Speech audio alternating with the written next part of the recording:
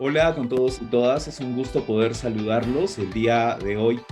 Es un placer, tanto para Enfoque Derecho como para la Asociación Civil Temis, poder presentar al profesor Mario Castillo Freire y al profesor Roger Vidal Ramos, quienes van a hacer una amena conversación acerca de un tema importante.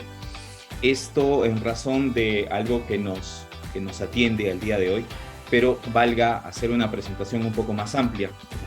El profesor Mario Castillo Freire es abogado titulado por la Pontificia Universidad Católica del Perú, es magíster y doctor en Derecho por la misma Casa de Estudios y especializado en Derecho Civil, Arbitraje y Seguros. Se desempeña como abogado en ejercicio de la profesión desde 1993 y siempre en el estudio que efectivamente lleva su nombre. Ha participado como árbitro en más de 500 casos administrados por la Cámara de Comercio de Lima, el Centro de Arbitraje de la Pontificia Universidad Católica del Perú, el Centro de Arbitraje de la Cámara de Comercio Internacional, con sedes en París y otros centros de arbitraje, además de arbitrajes ad hoc.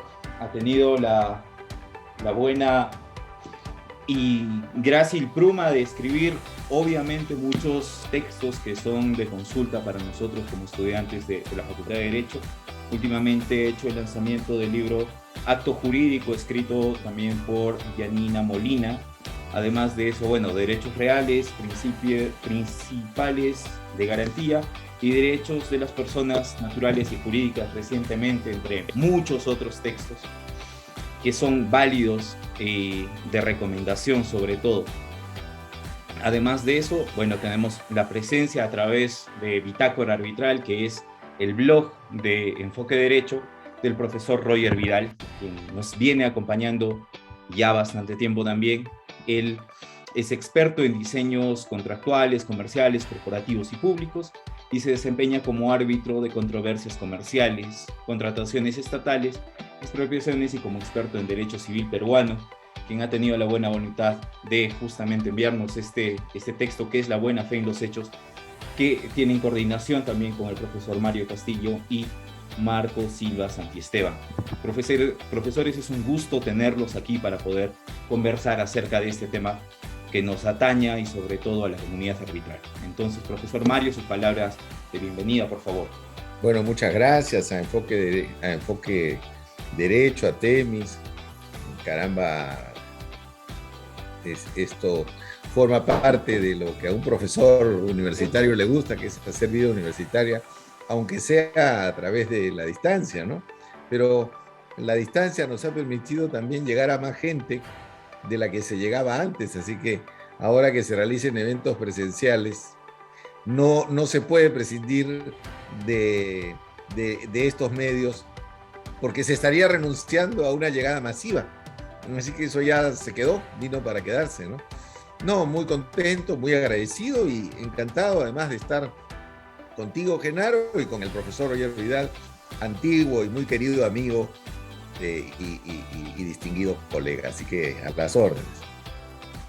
Muchas gracias, profesor Mario, de usted por su prestancia y por su tiempo, que sabemos lo vamos a hacer bien aprovechado en esta charla. Profesor Roger, sus palabras de bienvenida, por favor. Bien, buenos días. Agradecer la presencia del profesor Mario Castillo, agradecer la presencia de Genaro Ormachea y agradecer a la revista Temis y al blog que en esta oportunidad estamos inaugurando, Bitácora Arbitral. Y empecemos haciendo una reseña breve. El profesor Mario recuerda seguramente que en el 2008 se emite esta nueva ley de arbitraje, la cual ha sido saludada por la comunidad arbitral internacional, al brindarnos una norma que no peca en exceso de regular muchos aspectos, reglas arbitrales bajo el modelo ocentral, que si bien han merecido quizás algunas críticas respecto al tema de la parte no signataria. Recordemos que recientemente, si no me equivoco, hace un par de años, la Corte Suprema de los Estados Unidos, para dirimir sobre un tema de levantamiento de velo societario, cita el artículo 14 de la Ley Peruana de Arbitraje, lo cual trae a colación esta gran trayectoria que se llevó a cabo respecto a las buenas prácticas arbitrales en sede peruana, y genera que nuestra ley pueda siempre ser resaltada en diversos eventos académicos, concursos MUT, pero sin embargo también es importante resaltar que a medida que la ley peruana de arbitraje empezó a estar en vigencia, durante el 2008, conforme al crecimiento económico del país, también se incrementa el arbitraje en contratación pública. Es así que el arbitraje comercial quizás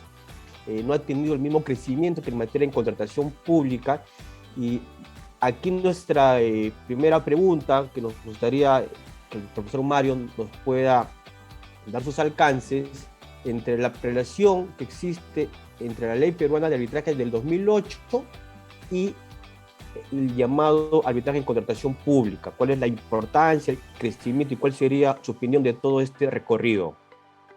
Bueno, muchas gracias, Roger, por la introducción y por la pregunta. Bien, en realidad lo que ocurre es que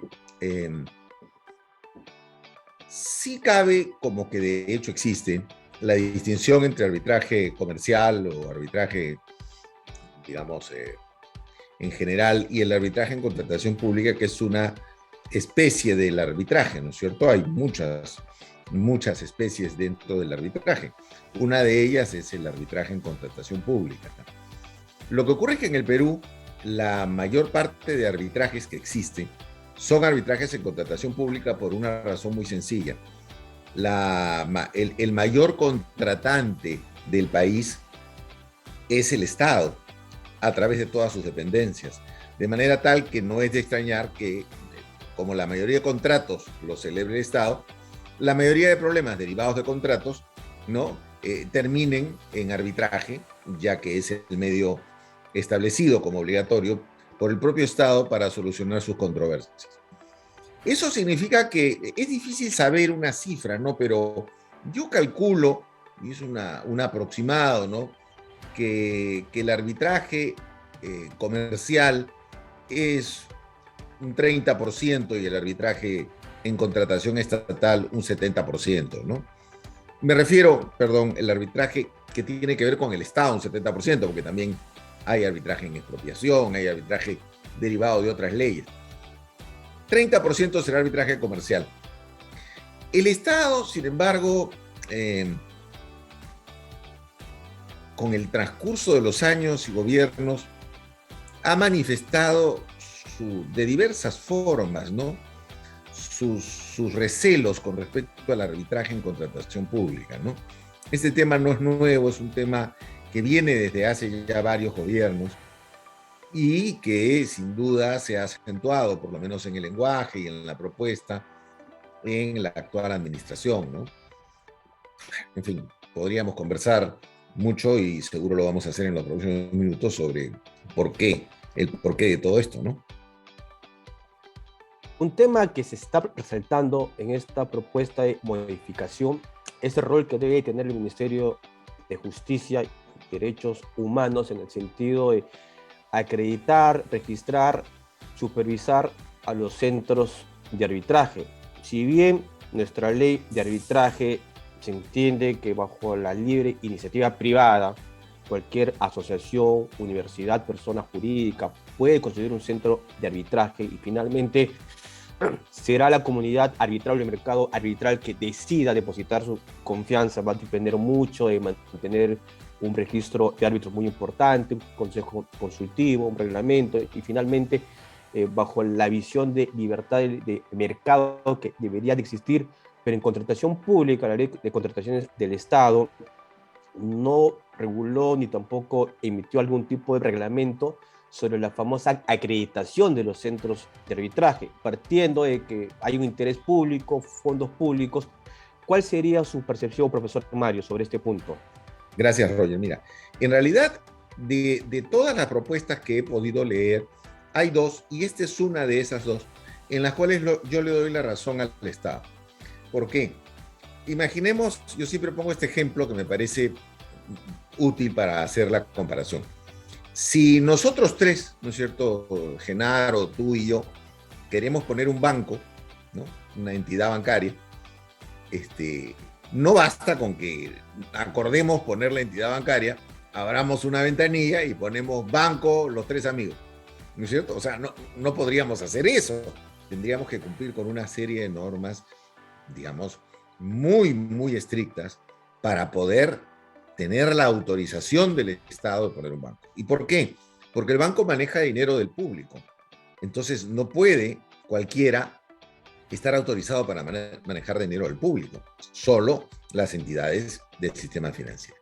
Ahora, ¿qué pasa con los centros de arbitraje? Los centros de arbitraje son instituciones donde se administra justicia.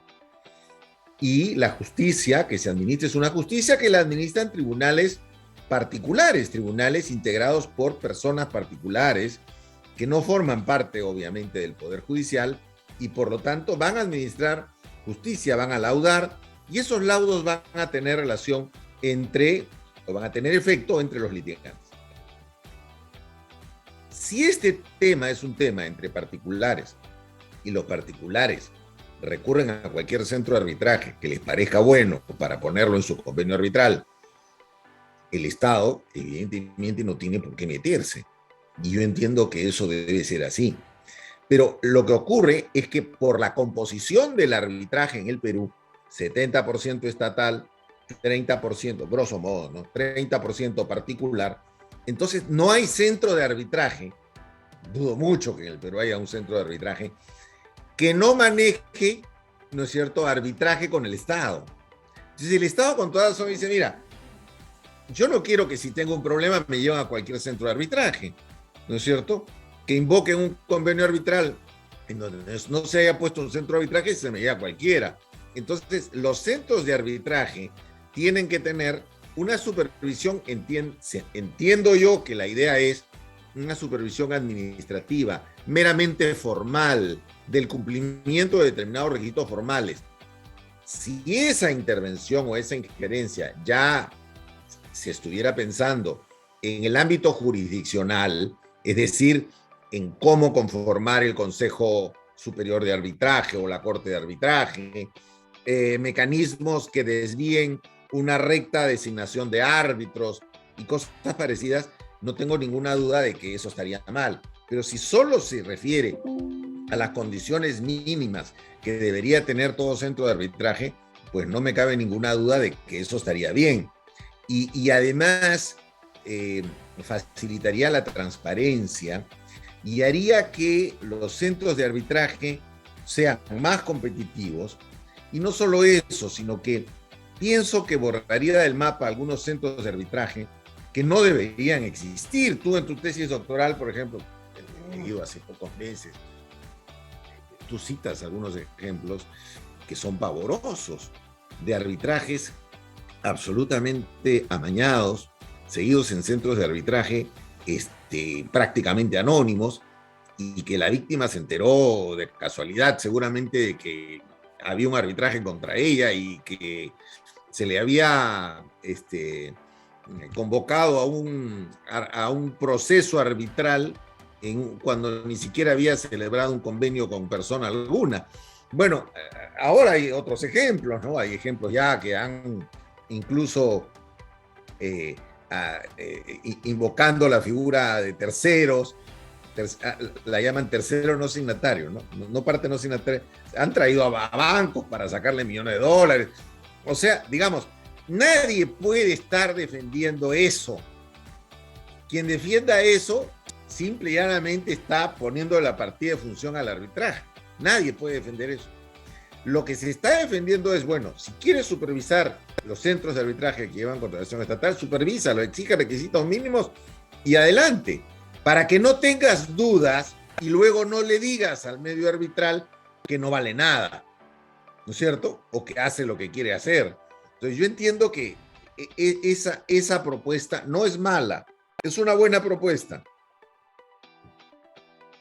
Gracias, profesor Mario. Otro tema que se encuentra en el ojo de la tormenta es respecto a las medidas cautelares, para lo cual es importante entender que hay tres formas de colaboración del Poder Judicial en materia arbitral. El primero de ellos es para medidas cautelares, para ejecución del laudo y ante el proceso de anulación del laudo. Si bien la ley de arbitraje no tiene una regulación procesal extensa de los elementos de una medida cautelar, como se conocen, como el peligro en la demora, la verisimilitud, la contracautela, de manera obligatoria tenemos que remitirnos al Código Procesal Civil, y sí considero que es importante tener una formación procesal mínima.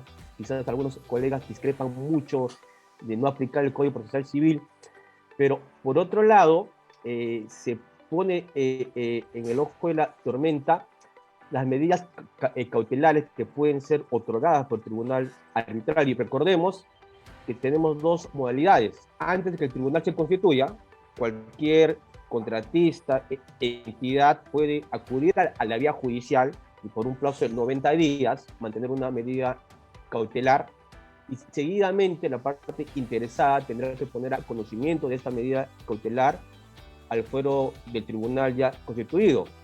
Pero evidentemente en este proyecto de ley nos están compartiendo, que es información muy importante, eso creo que sí merece ser rescatado, porque mencionan algunos casos donde se otorgaron medidas cautelares sin que se exija carta fianza o documentos similares, que fueran otorgados, valga la redundancia, por jueces del Poder Judicial, y en otros casos por tribunales arbitrales. Sin duda es un tema que merece comentario y que esperamos nos pueda brindar sus ideas.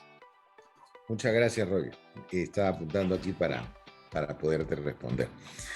Yo entiendo que este es el segundo punto en el cual el Estado puede tener algo de razón, porque no puede ser posible, pues, que si todavía no hay un proceso arbitral, se trata de una entidad estatal, por mencionar cualquier ejemplo, ¿no? Que tiene, pues, una entidad estatal de Tacna, ¿no es cierto? Y una empresa que tiene su sede en Lima, no puede, pues, obtener una medida cautelar en Iquitos. O sea, creo que nadie puede defender eso, ¿no? Es decir, yo no estoy cuestionando que la medida cautelar sea o no en el fondo correcta. ¿Me explico? O sea, en el fondo puede ser correcta, pero debe tener también apariencia de corrección. Es decir, no puede el arbitraje tener un flanco por el cual sea cuestionado y se le diga, oye, tú pues obtienes cautelares en cualquier lugar del país, y no es cierto, y eso, por más de que la ley lo pueda permitir, no es cierto, es algo que no tiene un olor a transparencia. Sí, claro, yo creo que eso se debe evitar. Debe fijarse una competencia territorial para los jueces en materia de las cautelares ante proceso. En lo que respecta a las medidas cautelares dictadas durante los procesos arbitrales, yo creo que, digamos, la preocupación del Estado va en el sentido de sentirse perjudicado por algunas medidas cautelares que finalmente, en procesos que finalmente el Estado gana. Pero de acuerdo a la propia estadística que el Estado publica a estos efectos, supuestamente en el 56% de procesos en los que se otorga una cautelar contra el Estado termina ganando, con el 54%, y en el 46% termina perdiendo. O sea, eso, grosso modo, es 50-50. Entonces, no es que las cautelares sean el monstruo de las 7 cabezas contra el Estado. Y además, acá hay un tema que me preocupa mucho, ¿no? Se quiere obligar a los tribunales arbitrales a que siempre se corra traslado del pedido cautelar. Y eso no puede ser así. Porque el tribunal arbitral, hay casos en los cuales efectivamente considera que esto podría no tener un peligro inminente que impida, pues, correr traslado a la medida cautelar. Pero hay otros casos en los cuales uno aprecia, pues, una inminencia de peligro tal que, y además verosimilitud del derecho y todos los demás requisitos, que el tribunal arbitral estima que ahí sí se debería conceder la medida cautelar inaudita altera pars, o sea, sin ponerla en conocimiento de la parte contraria. Entonces yo creo que acá hay una deformación. Yo vengo hablando sobre esto desde hace 3 años, en donde creo que el Estado, lo que en general, el malestar del Estado es ve en el sentido de perder. Y a nadie le gusta perder, ni a ninguno de los otros tres que está aquí, ni a ninguno de los oyentes les gusta perder. Pero a veces se pierde. Y las reglas de juego deben estar iguales para que se administre justicia y gane el que tiene la razón y pierde el que no la tiene. Entonces, si pierdo y no la tengo, no puedo crear un sistema jurídico, un sistema legal, mejor dicho, en torno a la materia que me preocupa, que prácticamente me blinde y haga que la cancha tenga un desbalance, ¿no es cierto? Y ningún equipo de fútbol puede ganar si tiene la cancha inclinada hacia su arco. También es importante resaltar, profesor Mario, por lo menos en mi experiencia, esa visión de que el Estado no tiene defensa adecuada o fortalecida. Me parece que en los últimos años eso ha quedado bastante alejado. Hay ministerios, gobiernos regionales y municipalidades que tienen un equipo de abogados y técnicos que efectúan una gran defensa. Esa visión que el Estado no tiene buena defensa me parece que en los últimos años no es la correcta. Otro punto importante, profesor Mario, y lo que sí es bastante preocupante, considerando que estamos frente a un arbitraje obligatorio en contratación pública, porque por mandato de ley, tal vez estamos ante una despedida del arbitraje en contratación pública, porque ya no sería obligatorio acudir a la vía arbitral y surge la preocupación de que esto podría ser derivado de un fuero judicial. De pronto especulamos un juzgado especializado en contratación pública, lo cual automáticamente me avisó un proceso de 5 a 10 años, juzgado especializado, sala, Corte Suprema.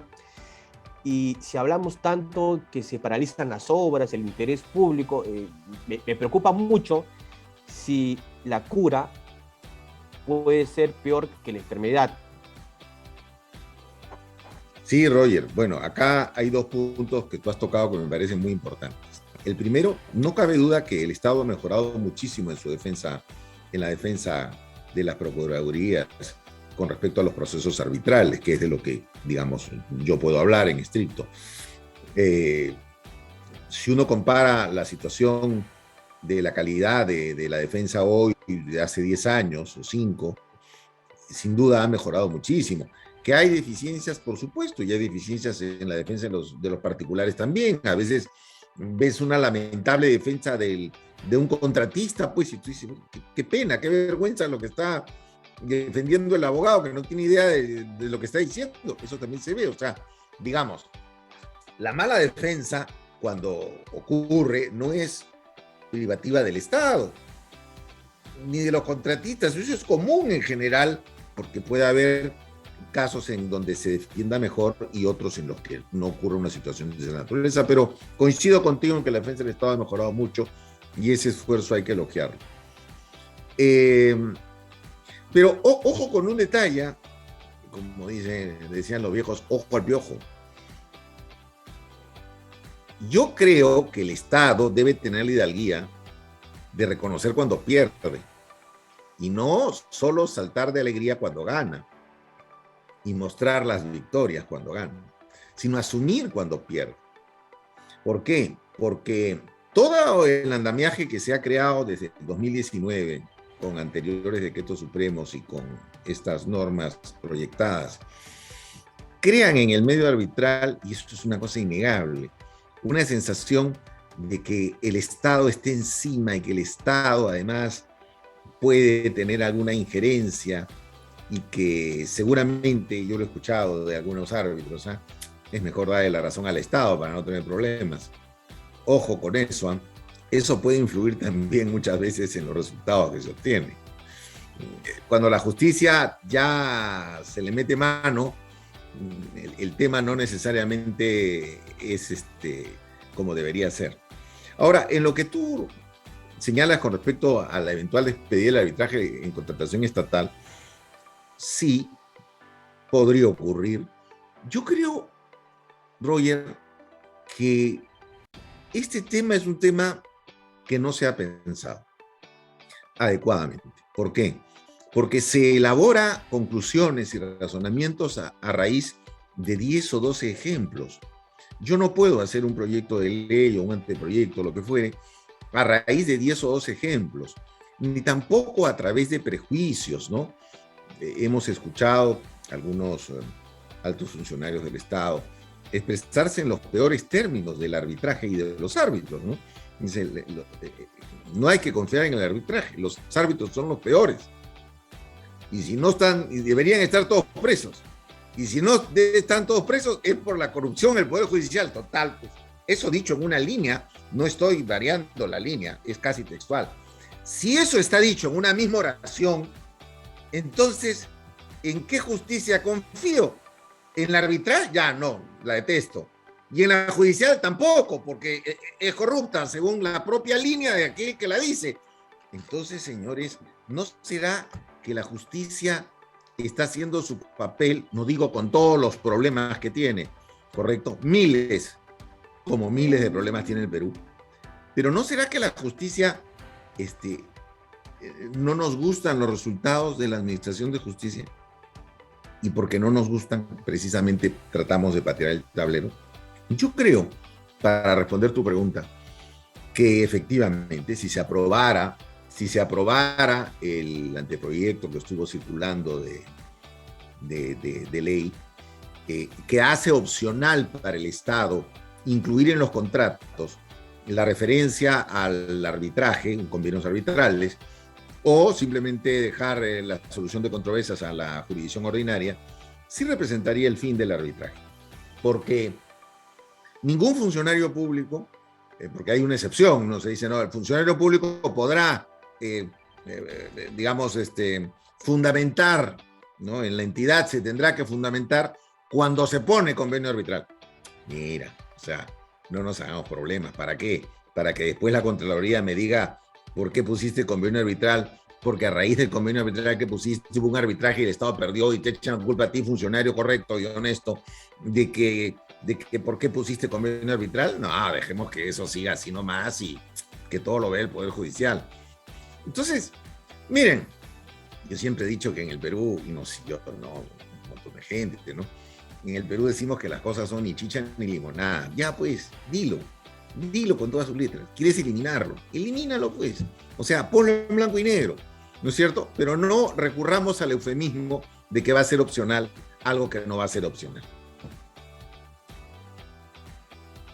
Compartimos la misma preocupación y la reflexión final sería en el sentido de que se manifiesta que hay obras paralizadas por las controversias arbitrales, que el interés público en la construcción de puentes, carreteras y hospitales se estarían dejando de lado, pero le reitero esta preocupación.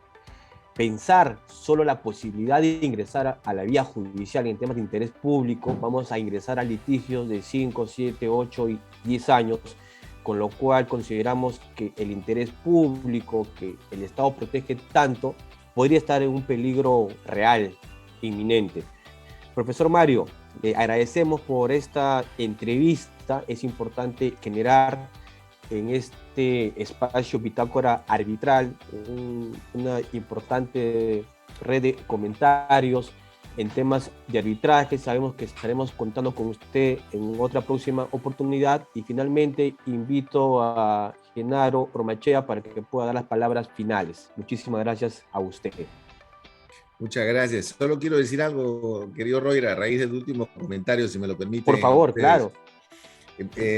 Un tío mío, un gran ingeniero civil, que en paz descanse, mi tío Félix Juliá Freire, me contaba que tuvo una empresa constructora que se llamó Juliá Villavicencio, que se dedicó básicamente a hacer carreteras a lo largo y ancho del país durante 30, 40 años, él y su socio. Él me contó un día algo que yo no me imaginaba. Y me dijo, esto era de la época en la que no había arbitraje, no había Poder Judicial solamente. Me decía, yo nunca he recurrido al Poder Judicial para reclamar un sol al Estado. Todas las carreteras que construí en mi vida las entregué dentro del plazo establecido en mi contrato. Todas. Siempre me quedó esa frase de mi tío. ¿Por qué? Porque cuando el Estado dice que hay obras paralizadas, ojo, ¿de quién es la culpa de que las obras estén paralizadas? Primero, seguramente en algunos casos del Estado, porque no libró las interferencias, ¿no es cierto? O sea, contrató, ¿no es cierto? Sacó adelante el proceso, contrató y había 800.000 interferencias que harán que la obra dure el doble de tiempo, el triple. Eso no es broma, eso en plata no es broma. Y luego hay una serie de contratistas que también en muchos casos no están a la altura de las circunstancias, eso hay que decirlo, ¿no? Bueno, nada más. Quería Gracias. ir con eso. Gracias. Sí, gracias, profesor Mario, gracias, profesor Roger. Ha sido una conversación no solamente académica, alturada, sino que refleja mucho de esta problemática social que en la actualidad tenemos. Les agradecemos a ambos a través de Bitácora Arbitral, de Enfoque Derecho y sobre todo de la Asociación Civil Temis por su tiempo y por los conocimientos vertidos en este video.